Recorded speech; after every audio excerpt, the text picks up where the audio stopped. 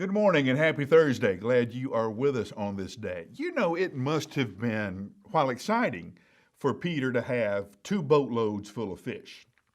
It must have been a little embarrassing that he, a guy who made his living fishing, to be upstaged like that by a guy who was a carpenter. You know, I know some fishermen, and the last thing they want to hear is lectures about fishing from people who don't fish. So now Jesus has said, let down your nets in the middle of the day, wrong time to do fishing, and now we have more fish than we know what to do with. Jesus was a better fisherman than Peter. That's a hard truth. In fact, not only was Jesus a better fisherman than Peter, he was a better scholar than Peter. He was a better teacher and preacher than Peter. He was a better man than Peter. He did everything better than Peter. In fact, he did everything so well, he did Peter better than Peter.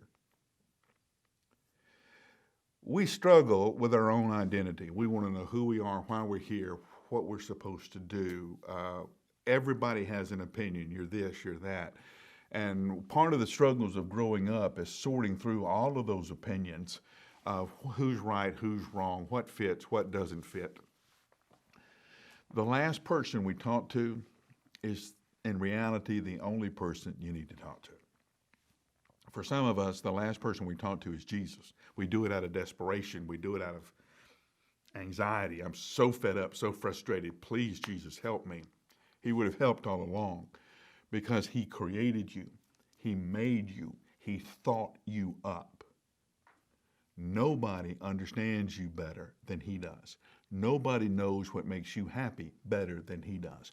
Nobody knows what you're designed for better than he does. Nobody understands you better than he does. He understands you better than you do. In fact, he knows how to live your life better than you do. He knows how to live my life better than I do. Now, I know that is kind of a head scratcher, but the fact is he was a better fisherman than the fisherman. And he's a better you than you. One of the hardest things that we have to do is turn off everybody else's opinion and listen to what Jesus says about who we are and why we're here and what he wants to do in us and through us. His is the word that gives life. It's not an opinion. It is the word that defines reality, the reality of who you are, the reality of why he created you. He thought you up and he made you. And what he thought and what he made is the same, right? You know it. You do a project around the house, you hammer, you paint, you nail, you whatever, and you look at it and you go, that's close enough. That's not what God did. God thought you up. You were a good thought in his mind, and he made you into reality, and you are a good part of his creation. He knows where you fit. He knows why you're here better than you do. He can do you better than you.